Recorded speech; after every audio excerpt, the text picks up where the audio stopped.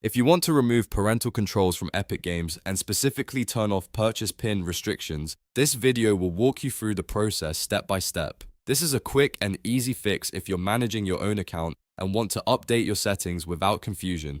Before we begin, make sure you're using the correct Epic Games account and that you know your parental control pin because you'll need it to change these settings. If this tutorial helps, please hit the like button and subscribe for more easy tech guides. Alright, let's get started.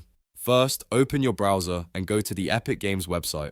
Once the site loads, log into your account using the email and password linked to the account you want to update. After you sign in, you'll need to head to your account settings. Look for your profile or account menu, then open the settings area from there. Inside account settings, find the section labeled Parental Controls. This is where Epic Games keeps the restriction settings that control things like purchases and access options. When you open Parental Controls, you'll be asked to enter your PIN.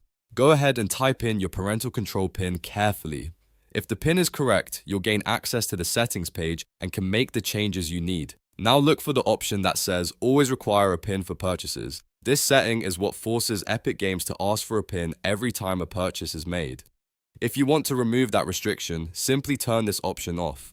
Once it is disabled, Epic Games will no longer require the PIN for purchases on that account. After that, double check that the change has been saved properly. In most cases, the setting updates immediately, but it's always a good idea to review the page once more to make sure everything looks correct. And that's it.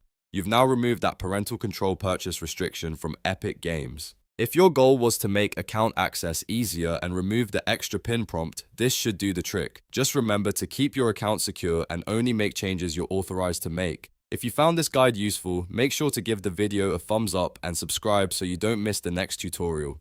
Thanks for watching, and I'll see you in the next one.